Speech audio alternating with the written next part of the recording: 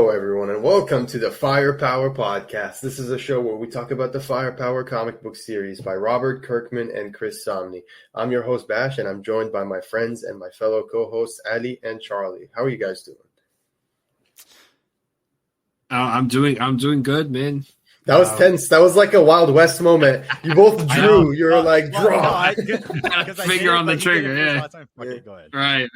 No, well, I'm doing good. Firepower is getting more and more exciting by the issue right now. We're getting close to the end, so ready to get into it. How about you, Charlie? Yeah. No, these have been crazy issues. I've been like doing these kind of. We've been doing kind of two issues at once, so it's nice kind of getting into the groove of the story. And I just always love diving back into this thing. How about you, Bash? How are you doing? I just want to say that if there was anything I could do, like in real life, from like the Firepower comic, and like let's be realistic, like I'm not gonna launch fireballs out of my hands, but like you know that like they cook the rice with their hands instantly. Yeah. Like, We haven't seen that in a while. We haven't seen that in a while, man. Yeah. I mean, they left the temple. You think? I don't think he ever wants to eat rice again after he left the temple. Like, I don't think he ever wants. Like, it's like when Oliver left the island. You know what I mean? He's like, I'm never eating this shit again. Like he's just not. That's fair. But no, I do love rice. I would eat it every day. Give me that power. That's all I want. Anyway, yeah. So Firepower 23, ladies and gentlemen, another awesome issue. And before we dive right into it, let's talk about some of the variants, because this is the point of the series where we actually get the most variants. Because down the line we only get one cover again, and I think it was before the 18 or something we had no variants. So except for number 12, where we had 12 variants. So. Yeah, we got three covers this time. I'll mention the one that's part of, something consecutive, which is the Kim Young-ji connecting variant. We talked about this last issue, a fantastic 4-part connecting cover. Yeah, rest in peace. Rest in peace, of course. Yeah, for sure. Yeah. David Finch, and we know you guys love your helmet covers, you guys love your face covers, and here we got another one of the portrait covers, or the facial portrait covers. David Finch and Dave McKeag, of course, awesome talents. You've seen them in a million books. If you're not reading Sacrificers, which Dave McKeag's doing the colors on, you are missing out, my friends. That's a fantastic book. But yeah, Ling Zan cover here. I do like this one a lot because, again, it's different from the others. The color profile is different. Ling Zan looks amazing. Do love that they emphasized a bit of her costume, like below the neck. Very cool. And then Jay Lee and June Chung cover. Man, that's badass. That's yeah. Did you guys pick up any of these? That was a unique one. No, I got the Kim Young one, and I also got the Finch one as well. I got all the Finch ones. Just a sucker for those. But is this do you think this is a tease for something like Ling Zan with the firepower? Is this something like she's got it on her face, or is this just for cool cover? You guys think? I thought it was just for cool cover, but yeah, you're right. That's actually smart. That could be foreshadowing, to be honest. Yeah, I'm actually not. Yeah, I'm not sure. Well, if you want to go by precedent, Haley had it, but then Wei Long had what I'm it in saying. issue 21. Everyone, yeah, that's true. I'm assuming you got all these, Bash. Yeah. I think so. If I didn't grab one, it was probably the headshot one. I did grab most of the headshot one. I don't know if I grabbed this one. I might have, but I know for sure I grabbed the other two. Yeah, and that Somnee one. That Somnee one is top tier. Yeah. Top tier. Oh, of course. Just the moment, like the perspective of it all, like him diving like down. I love the perspective of it, like diving downwards. That's incredible. Yeah, It emphasizes like him building up the you know what I mean, the big ass fireball. It's almost like he's about to throw a Hadouken into his face. That's like a Kamehameha right there. That's a Kamehameha pose. Exactly. Yeah. So yeah, very cool. And yeah, Firepower 23. Let's get into the previously. So previously, after a grueling fight that challenged the combined forces of Owen and Wei Lun, it was Master Shun's arrival along with the other masters. See, they don't even name them; they're plot devices. They finally freed the legendary Master Wong from the Serpent's control. With their forces now gathered, Owen returned to the Scorched Earth clan to spend one more night with his family before the counterattack on Master Shun the Dragon began. Yo, that first the first page is amazing, but that very first panel is insane. It's like Lord of the Rings when you before you see the two armies clash. It's like that. Yeah, oh for sure. Oh for my sure. God. And yeah, they literally just take them out like flies on a windshield here. Like like literally just look like they're nothing. And it's pretty crazy. We get Owen firing his first fireball right off the bat. Dude, that next page. Assuming it doesn't hit. Brutal, But yeah, man. this next page, Brutal. literally flies on a windshield. This thing's just bullying through all of them. Yeah, this was an insane panel, and this whole issue. I actually, I forget, this was a very, very action packed issue. But I did actually, only 24 word bubbles in this entire issue. You counted them all? I counted them. I was going through. I was like, where are the word bubbles? Where are the word bubbles?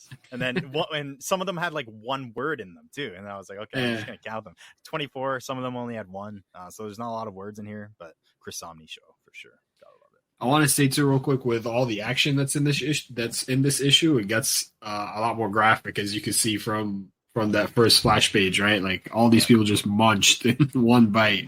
Yeah, it's not looking good for these guys. Again, glad Haley and Doug aren't here. Yeah.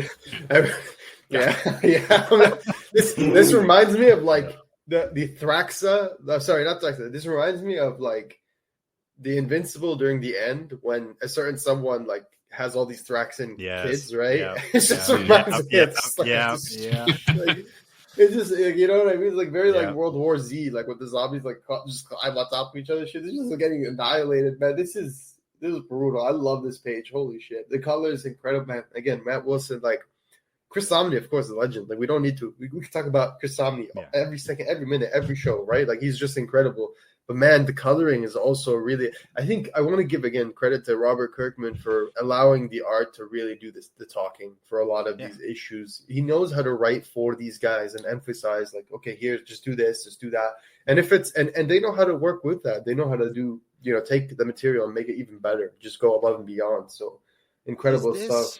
Is this special, or how common is this? Like, how common is this for the artist to get this much freedom in particular? Like, I know Marcelo gets to make some of his designs, but like, how, like, is this normal? Obviously it's not normal, but like, is there any books that get this much freedom?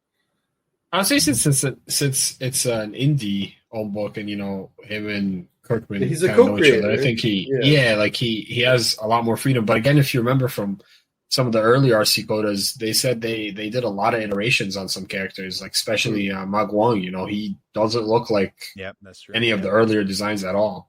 Wei Lun too.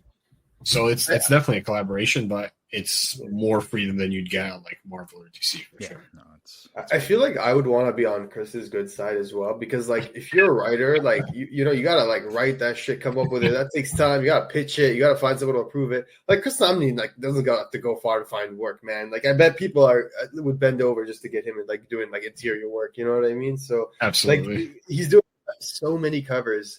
I don't know if you guys noticed. I mean, you probably have a Shazam, like the series by Mark Waid and Dan Mora. Like Chris Somney's been doing B covers for every single issue, and I've been buying. He's been doing a lot of DC Titans stuff, too, right? Titans covers. Titans, he did some of the Titans covers. Yeah. The Green Lantern cover, War Journal number 5, and the War Journal, number 5, exactly. He's doing so many variants for DC right now. So and he's doing the Last Days of Lex Luthor like variants for every single issue.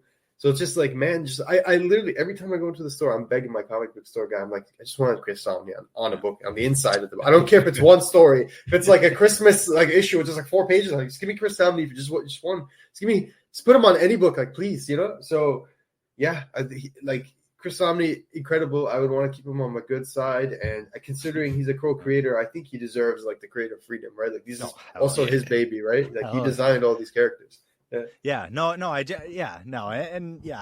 mean to be like, oh, he's not like, I don't know. No. I'm just saying. I think Kirkman knows what he has, like, and he's grateful. You know what I mean? That's very smart. That's very smart of him. But yeah, I love with this dragon too. Like we see, like after they're all crashed, Owen kind of like he hangs onto one of the scales, and I just love how many people are on this dragon, and just like it just seems it doesn't even know, like it's just so big, it's like a mountain. It doesn't even know that like all these things are running on it. It's just so unfazed. And I just like I really love these shots. I don't know if You guys played Tears of the Kingdom, but these shots on the dragon just reminded me of that. Like, there's one shot really where like it shows like the long distance of the dragon. That's what it feels like. Like you're on the tail, like, fuck, I'm still 200 meters away. Like, damn. Right. But yeah, it reminds me of like the World of Warcraft as well, when you fight Deathwing like on the dragon. Oh yeah, on his spine. It's like you have to like break his scales off. His scales off. Get closer. Yeah, like that reminds me a lot of that too. So it's really cool. Yeah, it's just such a cool moment. I just love also the lighting, man. Like we talked last issue about the subtle lettering, how it's so good you don't even think about it twice because it's that good. And I think there's a moment in this issue in particular, in the page where they're on the spine, on the third panel, right before his eyes, the emphasis on his eyes, you see him like begin to form a ball, and you see the Fs that are like on the edge of the smoke coming from the ball. Yes. You're like, it's just like amazing. It's just insane. You know what I mean? Like Russ Wooten, incredible. So yeah, just amazing stuff. Now, this was the only question I had about this whole issue. I don't know if you guys caught this. So we flip to the next page. Owen, he charges the fireball, and we see a blimp in the distance, and they start shooting all these arrows. I assume they're reinforcements. And we see Owen. Does Owen just jump off the dragon? Does he get knocked off the dragon? Is he trying to dodge these arrows? Does he know Wei Lun's going to catch him? Like, why does he jump off the dragon here? I think early on, and I think we revisit this later in the series, and that's a very tiny spoiler, but early on, I think they emphasized in some way that Owen can like low-key fly because he can use the firepower to propel him, so he's not really afraid. You're right. Yeah. So like he like for himself, you know. Yeah, so okay, I like that. That actually would have been badass. He just starts flying, fighting the dragon stuff. But no, it's incredible. But he gets knocked off in a really close catch by Ling Zan, and they go after the dragon, and kind of their whole goal here, I guess they're just trying to get Owen back on this dragon and just hope he can do something. Like it's at this point, it's kind of, I don't know, they're just praying at this point. They got their whole team assembled, but at the end of the day, this thing is a giant ass dragon. So you know what I appreciate? You know the panel where he's holding hands where they catch him, and then in the next panel right after that, you see a close up on his face, and it's like it's such a human moment because it shows you that like even though he lives this life of like in adventure and like just craziness his whole life, like there's been tragedy, there's been like comeuppance, all the good stuff. He's still like in that moment, like wow, you know what I mean? Like he's just like shocked, like it's hard to process it all because it's still like it's just still so unbelievable, but it's still so like oh my god. So like, I really love that particular like little moment where you see like the glowing up on his face, the lighting is incredible. And then in the next page, just the explosion. Like you see one side of it, and the camera turns, and you're like, "Here's the other perspective." Amazing, man. Yep. Yeah. Amazing. The dragon looks ready for this one. Like the dragon, like you could tell he's trying to tank through this one here. But yeah, still hits him pretty good. And honestly, these next few pages are some of the most just like it didn't have a lot of blood and gore, but just brutal pages. This whole story, like he literally eats the blimp. I was expecting it to be a decoy. And you see like piles of these guys just fall into this dragon's mouth and just like M&Ms. Yes, literally. It's like crazy. No, it's crazy. There's a bunch of them. So yeah, that was crazy to see. But yeah, it's they're doing a number on the dragon. They're trying, but yeah, it's still tough. And we see Master Shun on the ground too. He's kind of looking up at this battle. He's not riding the dragon right now, but he's kind of just viewing from far away. And that's when we get this other awesome moment. This series just can't stop, and we get another awesome moment. We get Master Shun back here, except he brought help this time. What did you guys think of this face off here? So it was pretty cool. I mean, the first fight between Shaw and Shun was pretty cool, right? He drew blood, he surprised him, but then like now coming back for a second time, he was kind of used to his tricks. So now fighting five, basically one master kind of had a chance and drew blood. So five masters, this should be a good fight. Five. I love what he says to them though. He's like, so this is what passes for masters. Yeah. He really shit talks them the whole time. Yeah. They're like ants to him. Like he's not. I love how he's not even like afraid. He's just like, let's go. Yeah. You know. That was great. And yeah, we get a lot of silhouettes in this issue. So I guess we still haven't seen Chin Chow or Ning's face. I don't think we'll ever be able to see their face. Maybe one day, but their first appearance was a back shot of the back. But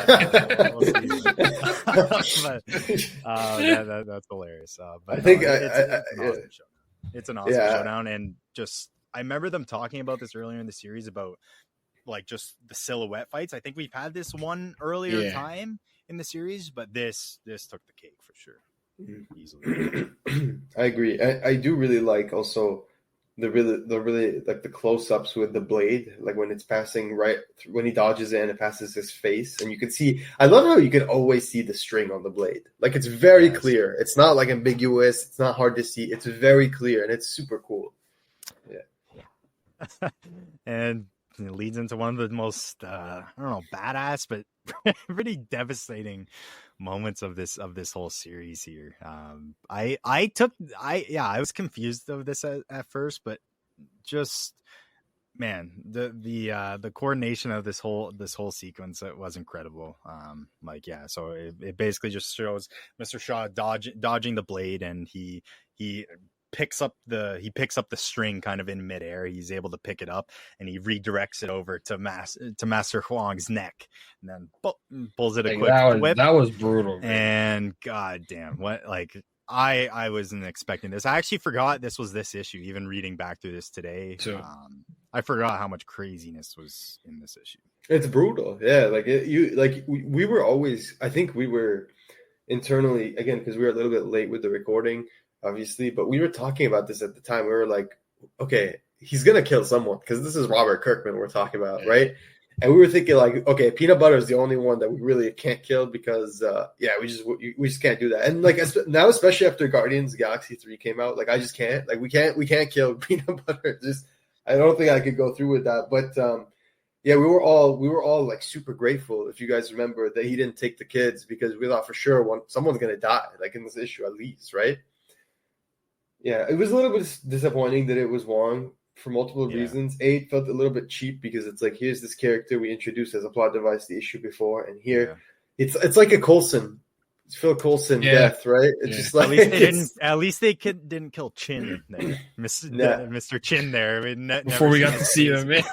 I now going through. I don't know if we ever do see their face, to be honest.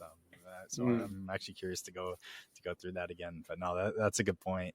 It sucks we don't get to see him again.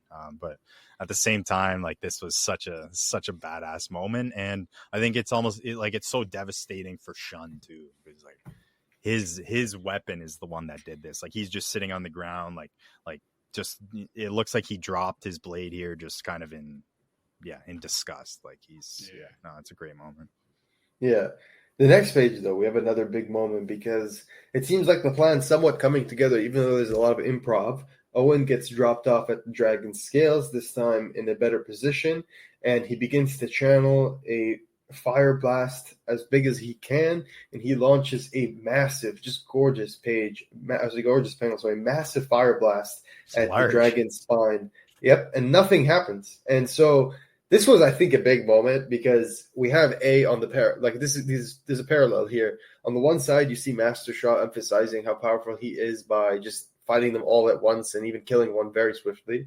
And then on the other side, you get a big heel turn when you see that even though Owen somehow manages to land on the dragon and he launches a massive fireball, it does literally no damage. What do you guys think when you saw this? I thought, what else are they going to do, right? They tried explosive balloons. They tried a gigantic firepower, arrows, like decoys. Nothing's working on this dragon. And I think you can see it on Owen's face there at the third panel at the bottom. He's kind of just like, now what? Yeah.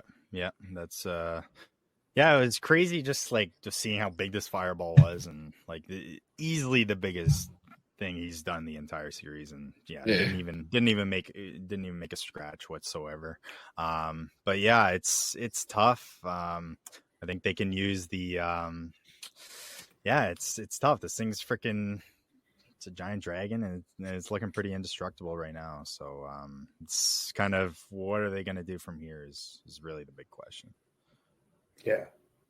So we're back at the fight this time with Master Sean. As we see, he has no problem taking on all 5 at once, but we do get a big reaction from Master Sean when he says he's mine, and he picks up his blade, begins to swing it rapidly, and yells, "I'll have your head for what you've done."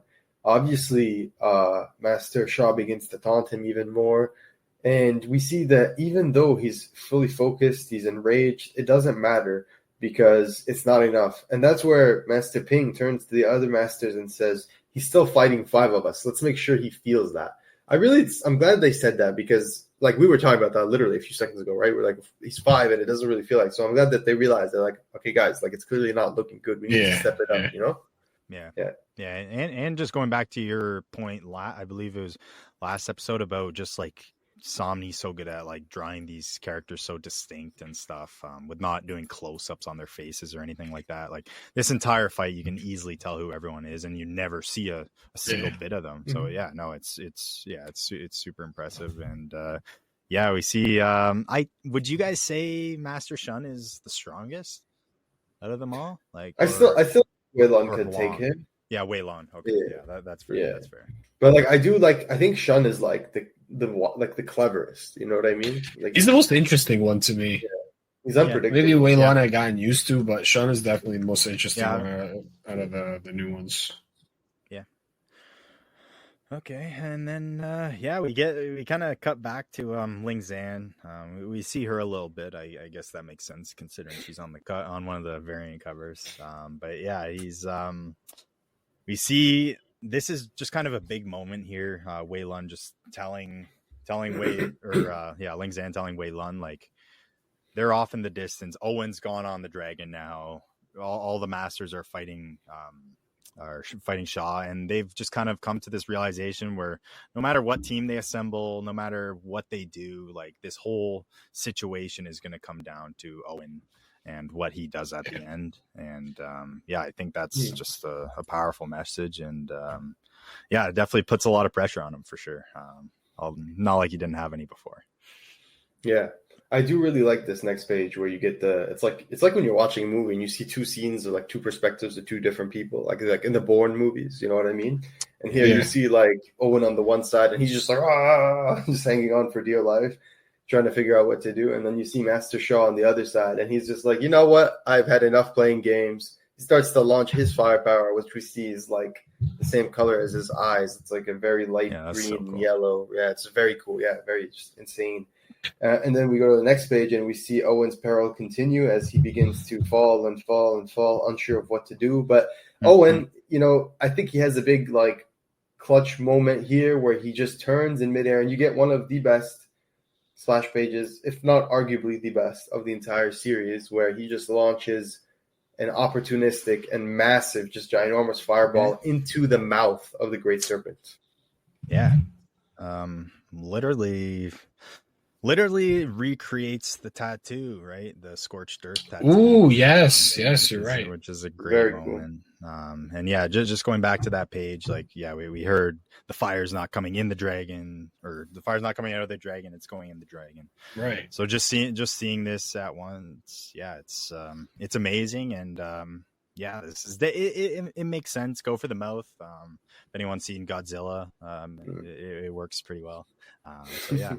Love to see that, and another big ass fireball though. Like Owen's definitely obviously he's got a lot of adrenaline going, but he's not messing around with these fireballs, man. He's definitely tiring. Pretty large out. One in there, but great moment.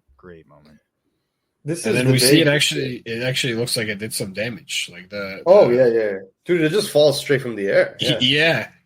Crashes into the city. Of course, kills millions. I mean, maybe thousands. Sorry, of people there. Now, you guys knew, or was there a hint of you that like thought it was just gonna not do anything? Imagine that. Like he did the fireball, it just unfazed. Like, or did you guys know? Yeah. Okay, this was. I had a feeling when I saw him try to hit the hide or the scales that I had a feeling that like, okay, if that didn't work, like it's gonna be like either the eyes or the mouth, right? Like something like that. So I did like hope that he'd figure it out eventually, if not this issue, then the next. But this last page is the one that was unexpected to me, because you have this whole like okay, they're holding him off, and then you don't even see what happens because now it's like Master Shaw not only just stopped playing games with all the other masters, but he's way past them, and now he's just like, oh, did you really think that was it? Like you thought it was just the dragon? Now you still have to go through me, And it's just like, oh, okay, and that's where we're like, okay, if you thought there wasn't enough death this issue, surely there's gonna be more death next issue, right? So, yeah. Like at this point, did we know at this point that it was gonna go on for 30? No, that was announced after the hiatus when they returned, and they said the last few issues, or towards the end of the hiatus when they returned. Well, see, like, at this point, at this point, I thought like that was it. Owen was gonna die, and then his kids are gonna take the mantle and try to finish it off. I thought Owen was gonna die right. Like, ending with 25, probably, right? Because this something like that, yeah. A big double-sized 25, and in hindsight, like. It would have made sense for them to do that, especially seeing where they went. But like, it still also makes sense to continue because, like we said, there's a lot of side story that never had set up in this series, but they could have easily done, right? Like there's so many other things. But yeah, fantastic issue. Obviously, very excited for the next issue. As you can see on the last page there in the roast office, where obviously Charlie mentioned last episode, we don't get RC Coda again until issue 26. But on the last page, you can see the cover for Firepower 24. And the cover is Master Shaw versus Owen. And it's a very, it reminds me of, a lot of Invincible Spotlight versus someone on the cover, right? It's showing that book right behind Charlie, too. The book right behind exactly. Charlie. There you go. There you go. This is like the Chris Somney version, basically, of that. There you go. Good eye. So, yeah, the awesome cover. And you can see the dragon in the background. So, it's clearly it's not dead. You can see, its eyes are open. So yeah, he heard it, but will it be enough? I don't know. We'll see. Is that, and then you see his family dead too, right? You see that's Haley, that's Doug, and is that his wife? Is that Kelly? That in the cover? Yeah, the cover for issue 24. Cover. Oh yeah, that's a pretty brutal cover. Jesus Christ. I don't know. Yeah. Ever notice that? Yeah, see, Kirkman messing with you because you're thinking is that just a cover? Because we know how the industry works, right? Like they do these covers, or is it just he's actually going to kill someone, right? Yeah, because they could just be knocked out. They could have just made it to the fight and they got knocked out. But yeah, that's brutal.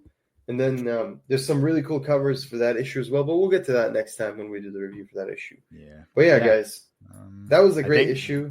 Sorry, I think that's four in a row now for sure. Cliffhangers for a huge fight at the end.